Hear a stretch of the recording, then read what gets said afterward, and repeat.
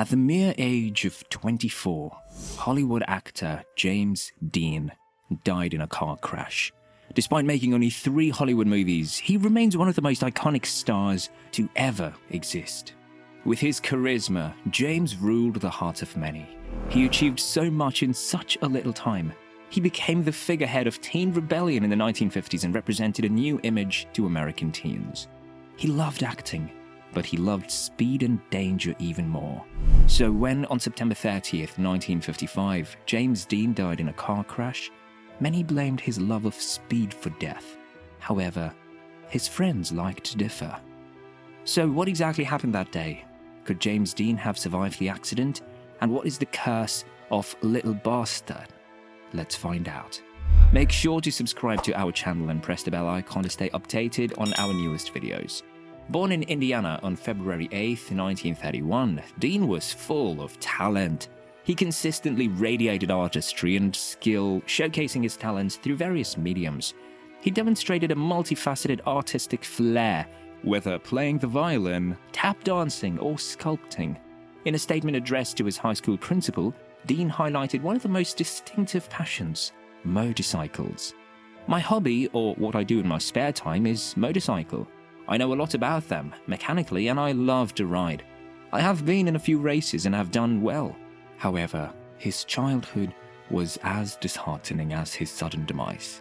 James Dean's family moved to Santa Monica, California when he was a child after his father, a dental technician, was transferred to a hospital in the area. Unfortunately, at the age of 9, Dean faced a tragic loss when his mother succumbed to cancer. Subsequently, he was sent back to Indiana to live on his aunt and uncle's farm. This marked a significant turning point in his life, as he rarely had contact, whether in person or through communication, with his father. There was a brief period during which he stayed in his father's home while attending Santa Monica City College, but overall, their interactions were limited. After a couple of years doing bit parts and commercials, James Dean moved to New York in 1951 to undergo training under the renowned actor-director Lee Strasberg. In the next few years, he developed his distinctive and, at the time, unconventional acting technique, securing roles in various television shows and Broadway productions. The turning point in his career occurred in 1955 when he landed a significant role in East of Eden, the cinematic adaptation of John Steinbeck's 1952 novel.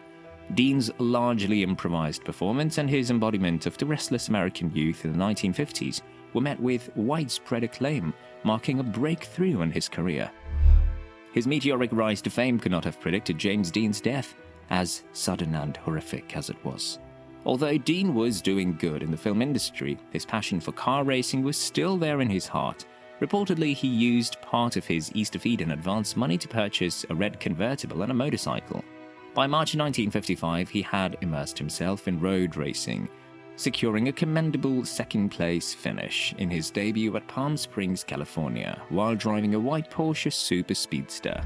During the production of Giant, contractual obligations prohibited him from participating in races. However, once the film was completed, he upgraded to an even more potent vehicle, trading in the Speedster for a Porsche 550 Spider, which he nicknamed Little Bastard, and planned to drive in the Salinas road race in California. Unfortunately, this car marked the end of Dean's life. On September 30th, 1955, James Dean and his Porsche factory-trained mechanic, Rolf Wutherick, were at Competition Motors in Hollywood, making preparations for the upcoming sports car races at Salinas. Initially, Dean had planned to tow the Porsche behind his 1955 Ford Country Squire station wagon, driven by his friend Bill Hickman. Accompanying them was professional photographer Stanford H. Roth, who intended to capture a photo story about Dean at the races for Collier's magazine. Since the Spider hadn't accumulated sufficient miles to meet the race qualifications, Rolf Wutherick suggested that James Dean drive it to Salinas to log more miles.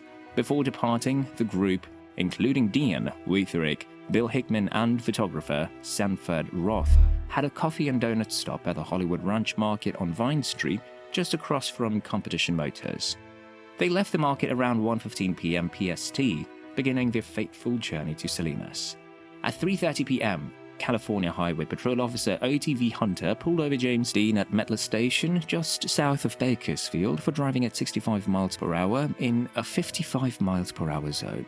Bill Hickman, trailing Dean in the Ford Country Squire with his trailer, also received a ticket for driving 20 miles per hour over the limit, as the speed limit for vehicles towing a trailer is 45 miles per hour.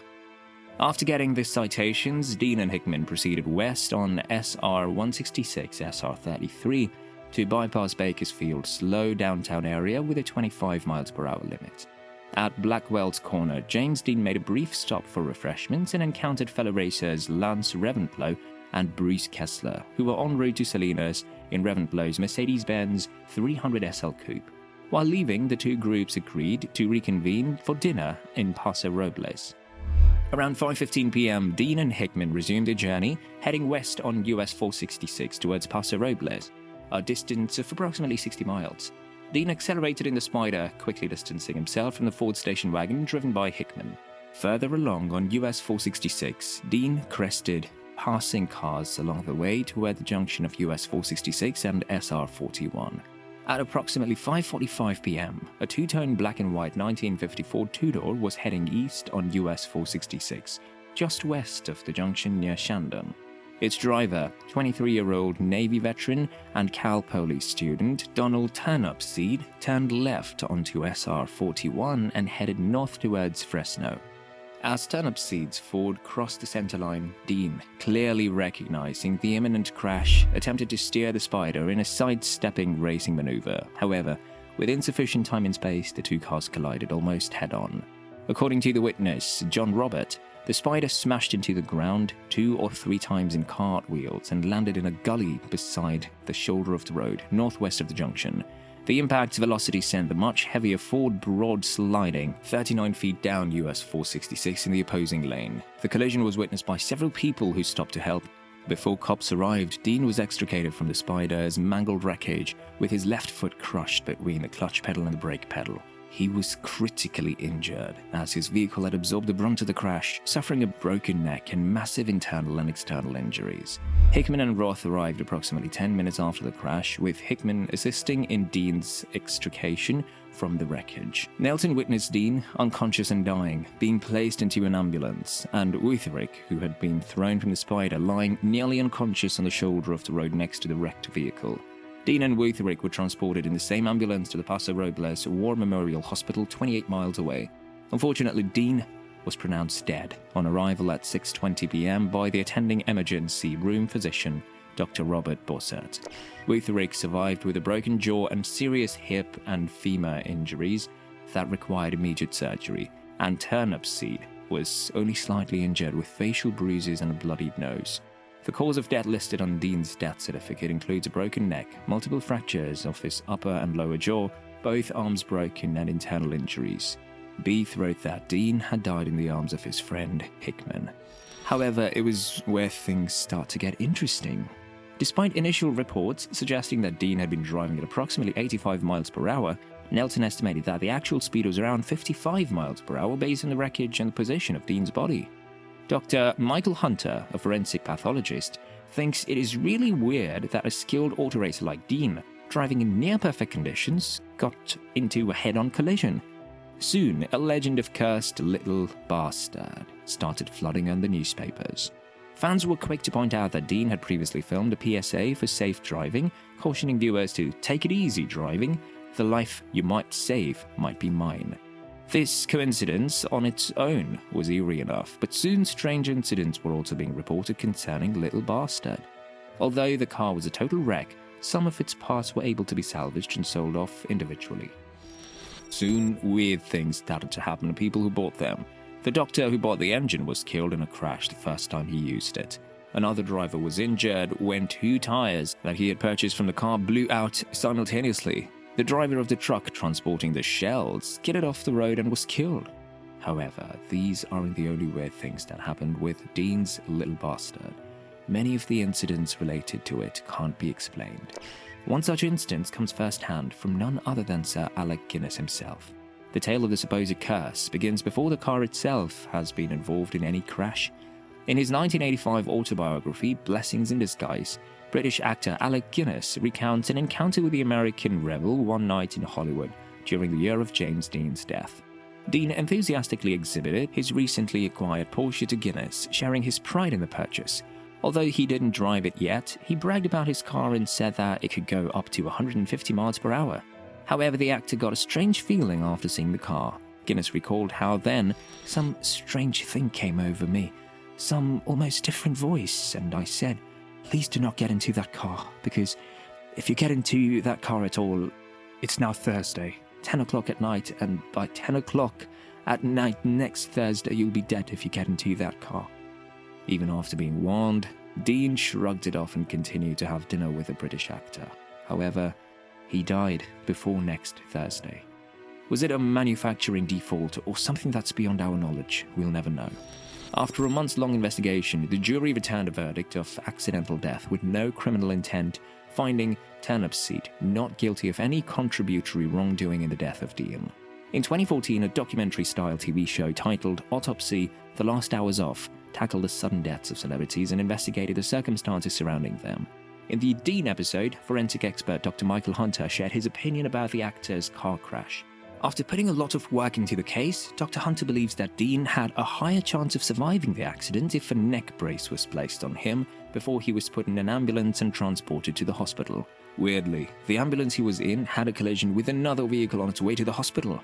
Reportedly, ambulance driver Paul Moreno was in a minor collision while racing to the hospital and stopped to trade information with the other motorist. This, coupled with the actor's neck not being stabilized with a neck brace, decreased his chance of survival.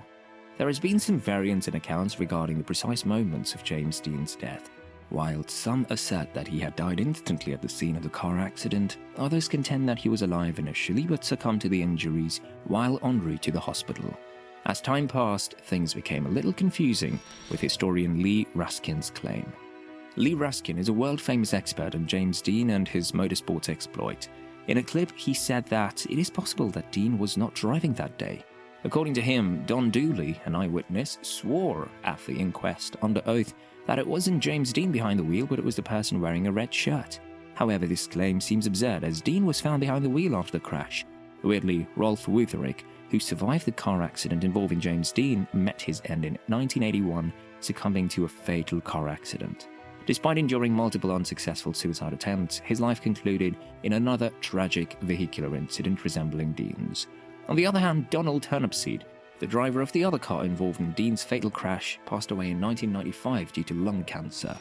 Even 7 decades after his death, people still blame Little Bastard for the accident.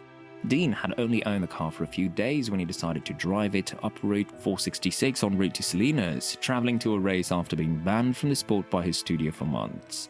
Capable of reaching speeds of 140 miles per hour on a straight path, the car hugged the road so closely that a swing of a baseball bat could clear the windshield. A daring driver could drive a spider right beneath a railroad crossing barrier just before an approaching train, a cinematic feat attempted and achieved in an Italian road rally in 1954. After it was built, the car stood among the fastest in the world, consistently outpacing larger, more powerful competitors from Mercedes, Lotus, Ferrari and Jaguar, and earned its nickname the Giant Killer. The 550s were not only stunningly attractive, but also notoriously temperamental, designed to break hearts. When these cars met accidents, a frequent occurrence, their aluminium bodies would fold up like discarded candy wrappers.